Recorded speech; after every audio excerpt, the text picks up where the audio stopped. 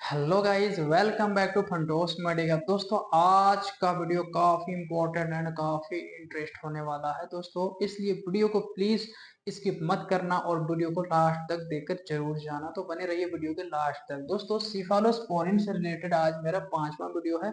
Already हमने 4 video बनाकर channel में अपलोड कर रखा है। आप देखना चाहते हैं तो जाकर देख सकते हैं। डिटेल्स में बताया गया है हर एक चीज को।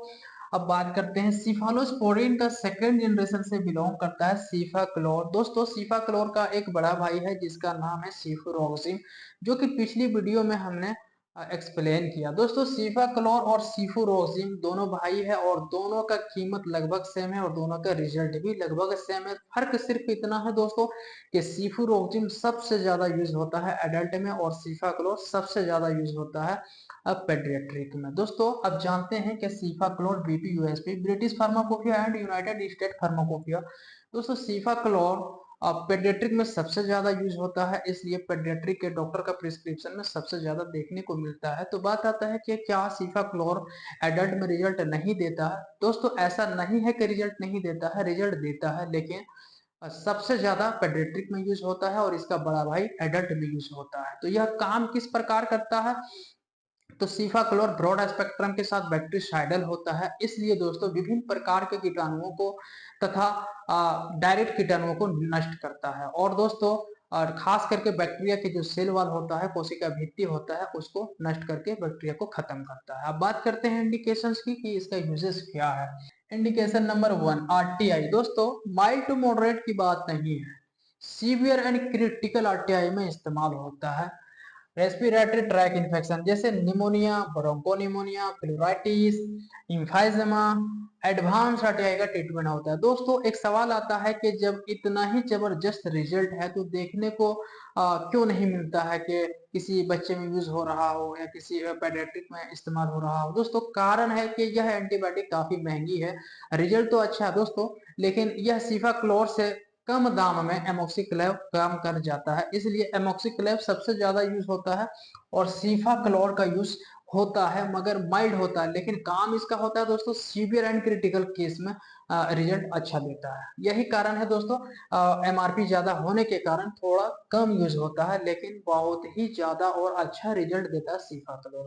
आगे है indication number 2, ENT otitis media. दोस्तों, बच्चों में एक प्रकार का कान के अंदर इन्फेक्शन होता है जिससे पीप बहने लगता है, पस बहने लगता है, और इसके पीछे एक बैक्टीरिया होता है जिसका नाम है एच इन्फ्लुएंजा। यह एक ग्राम नेगेटिव बैक्टीरिया है और यह बीटा लैक्टम को बनाता है। अगर आप जानना चाहते हैं कि बीटा लैक्टमस क्या होता है तो आप जाकर देख सकते हैं, हमारे चैनल में वो भी वीडियो अपलोड है दोस्तों। इसलिए ओटाइटिस मीडिया में सीफाक्लोर को दिया जाता है, क्योंकि सीफाक्लोर का रिचिंग और सीफुरोक्सिम का रिचिंग कान के अंदर बहुत ही बेहतरीन होता है। दोस्तों, जिस एंटीबायोटिक का रिचिंग बढ़िया होगा उस एंटीबायोटिक का किलिंग भी बढ़िया होगा, इसलिए सीफाक्लोर को ओटाइटिस मीडिया में इस्तेमाल किया जाता है। आगे है साइनोसाइटिस, जो नाक के अंदर इंफ्लेमेशन होता है उसको बोलते हैं साइनोसाइटिस।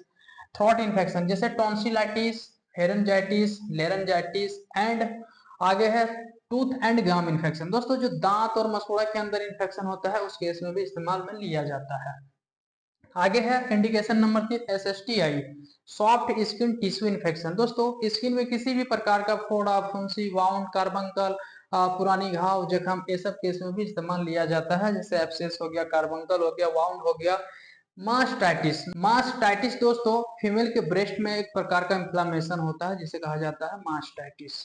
इस केस में भी इस्तेमाल में लिया जाता है। Indication number 4, UTI urinary track infection. दोस्तों, यूरिनरी ट्रैक इन्फेक्शन में भी इस्तेमाल होता है, लेकिन एक बात यहाँ पर ध्यान रखने की जरूरत है कि यूरिनरी ट्रैक इन्फेक्शन में किसी भी एंटीबायोटिक को विदाउट यूरिन कल्चर कराने से पहले एडवाइस नहीं करना चाहिए। यूरिन कल्चर का रिपोर्ट देख करके एंटीबायोटिक सजेस्ट करने से सबसे बढ़िया और बेटर माना जाता है। दोस्तों, इसके अलावा हर एक डॉक्टर अपने एक्सपीरियंस के अकॉर्डिंग और अलग अलग केस में इस्तेमाल कर सकता है। अब आगे जानते हैं दोस्तों कि इसका डोज क्या होता है और साथ में पॉपुलर ब्रांड भी जानते हैं। ब्रांड नेम ऑफ सीफाक्लोर एक नंबर में है डिस्टाक्लोर 500 mg। दोस्तों, जो सबसे पॉपुलर है सीफाक्लोर का ब्रांड वो है डिस्टाक्लोर। इसके अलावा और भी ब्रांड है जो हर एरिया के अकॉर्डिंग अलग अलग ब्रांड मिलता है और अवेलेबल रहता है। लेकिन यहाँ हम बात करेंगे डिस्टाक्लोर की, जो सबसे पॉपुलर है। डिस्टाक्लोर 500 mg, 1 स्ट्रिप में 10 टैबलेट रहता है। एमआरपी 500 रुपए है, लगभग 5-10 रुपए आगे पीछे हो सकता है एरिया के अकॉर्डिंग। एंड सेकंड नंबर में है, सिर्फ फॉर्म में भी आता है डिस्टाक्लोर, 60 ml का बोतल रहता है और उसके अंदर जो पोटेंसी रहता है 125 mg सीफाक्लोर रहता है पर 5 ml में, और एमआरपी है दोस्तों 332 रुपए। और 3 नंबर में है ड्रॉप डिस्टाक्लोर, यह 10 ml का बोतल में मिलता है। इसके अंदर जो पोटेंसी है वो है पर ml में 50 mg और एमआरपी की बात करें तो 120 रुपए। दोस्तों इस कंपनी का नाम है मेनारिनी, यह मेनारिनी कंपनी इस मेडिसिन को बनाता है डिस्टाक्लोर ब्रांड से और इसके अंदर सीफाक्लोर रहता है। अब जानते हैं डोज के बारे में। तो डोज जो है दोस्तों, एडल्ट को 500 mg बीडीपी से दिया जाता है, मतलब 24 घंटे में 2 बार खाना खाने के बाद दिया जाता है 500 mg। कितना दिन चलेगा तो डिपेंड करता है कि कितना पेशेंट को सीवियरिटी केस हो रखा है, लेकिन फिर भी 5 to 7 डेज कॉमन डोज दिया जाता है। और आगे है ओल्डर चाइल्ड। ओल्डर चाइल्ड मतलब जो 6 to 12 ईयर है, 6 से 12 साल, 250 mg बीडीपीसी, वही 5 से 7 दिन, लेकिन अकॉर्डिंग टू पेशेंट का सीवियरिटी देख के देना है। स्मॉलर चाइल्ड 125 mg बीडीपीसी, दिन में 2 बार खाना खाने के बाद। स्मॉलर चाइल्ड मतलब 6 साल से जिसका कम एज है उसको लगता है 125 mg। जैसे सिर्फ डिस्टाक्लोर 125 mg है पर 5 ml में, तो 5 ml उसको देना होगा, जिसमें से 125 mg पोटेंसी है सीफाक्लोर। जान लेते हैं दोस्तों बॉडी वेट के हिसाब से सीफाक्लोर का डोज क्या होता है, क्योंकि पेडियाट्रिक को बॉडी वेट के अकॉर्डिंग ही डोज दिया जाता है, इसलिए बॉडी वेट के हिसाब से डोज जानना बहुत ही जरूरी है। तो दोस्तों सीफाक्लोर का जो बॉडी वेट के हिसाब से डोज होता है वो होता है 20 to 40 mg पर केजी पर डे और डिवाइडेड इन 2 डोज, मतलब दोस्तों 2 भाग में बांटकर देना है। तो 20 से 40 mg है पर केजी, हम 20 नहीं देंगे 40 भी नहीं देंगे, क्योंकि दोस्तों हम देंगे बीच में 30 mg, इसलिए कि अगर थोड़ा डोज ज्यादा भी हो जाए तो कोई दिक्कत नहीं, थोड़ा कम भी हो जाए तो कोई दिक्कत नहीं है। मान लेते हैं कोई 5 केजी का बच्चा है, 5 केजी का कोई बच्चा है, उसको देना है हमको, तो 30 mg देंगे पर केजी बॉडी वेट के हिसाब से, तो हो जाएगा हमारा 30 mg।